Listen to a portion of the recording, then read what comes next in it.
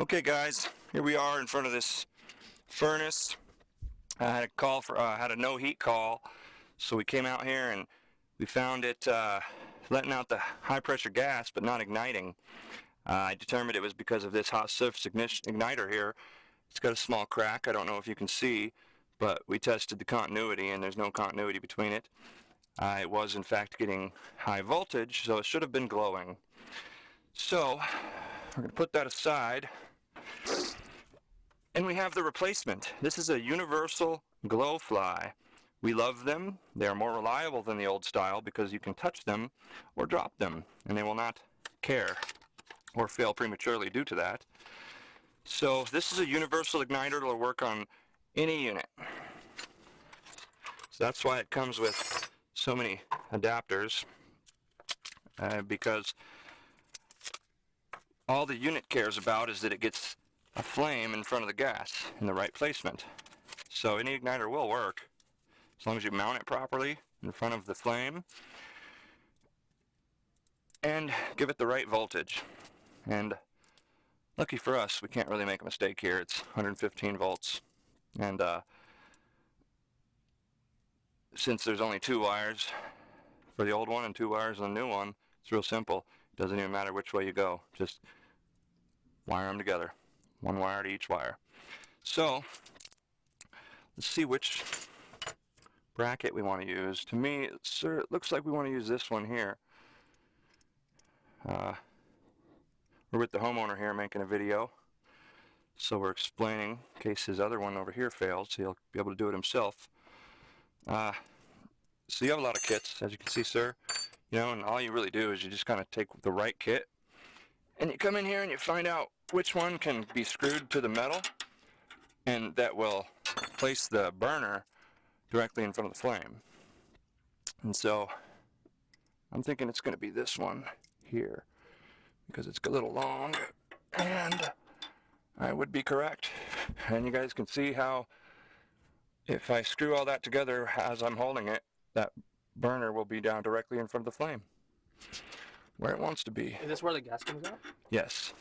And so gas would come out this way and then into both injectors. And so when the gas exits the front of the injector, it needs to get ignited. And so that's why that sits right there. And these do, in fact, sit in the flame. And so they're okay with that. So we just have to screw this together.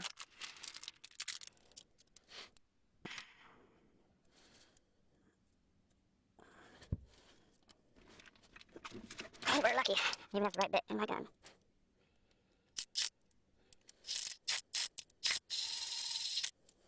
There we are. And so, there it is. Now I need to just locate the nut for that.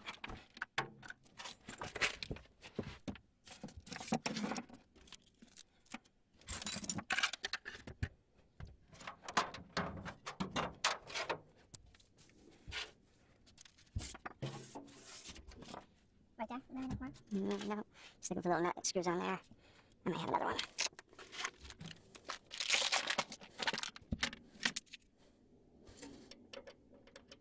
Look at that. Same size as the mounting for a condenser motor. You have to remember that. So you just want to be careful whenever you're getting these into position as not to put them up against any metal or make sure they're not touching anything.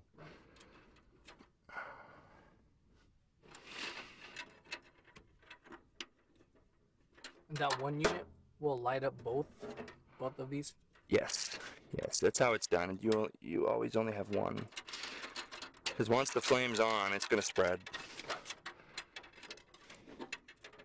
And so just trust in the manufacturer by putting it back the same place as the original one was. Right. Whether it's the top burner or bottom burner, left or right burner. You know, I just used the original manufacturer's mounting, but let's see.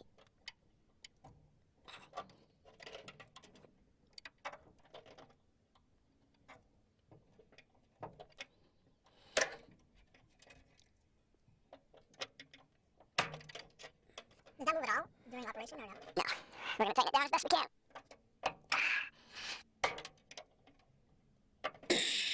Yeah, it's pretty tight, isn't it? Move.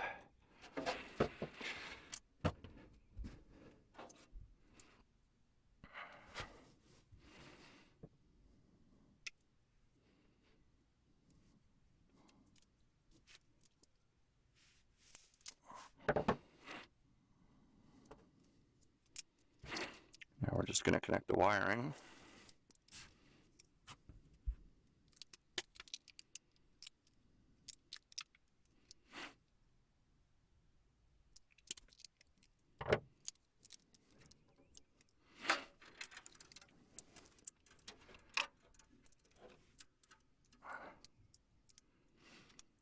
Like I said, it does not matter which way you go, since it's 115 volts. Doesn't matter in this particular situation. All right.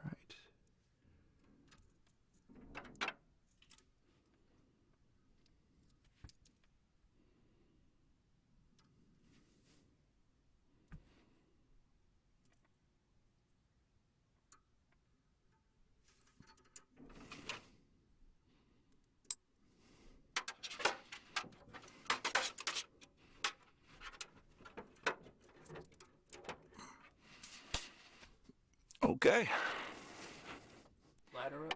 let's give her a try.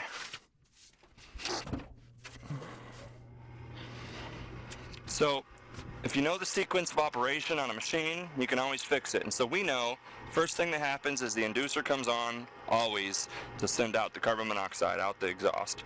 Then, the board will tell the igniter to start glowing red hot. Once it gives it a chance to to glow, it will then tell the gas valve to let the gas out, which will then light off of the hot surface igniter.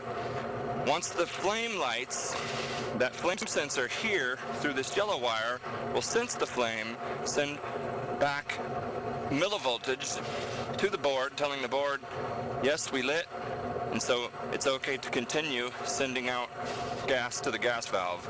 And so if ever at any given point it stopped during that process, we would kind of know where it stopped, and so we'd know that we have limited options. If the flame lit and then it kind of went off, I would say, well, the flame sensor didn't sense it. If the flame didn't light and that glowed, I'd say, well, this thing didn't let out any gas, because if it had let out gas, it would have lit. And so our options would simply be this itself, and we'd know that because it was in fact getting 24 volts and didn't let out the gas, or that board didn't send the 24 volts. And so you just got to know its sequence of operation. Inducer motor, I skipped one. Once the inducer motor comes on, the pressure switch senses the suction from the motor and tells the board it's okay to turn the igniter on. Then the gas, and then after the flame's lit for a few minutes, we're going to warm up the heat exchanger, and then the blower motor will come on. Off of timing on this board.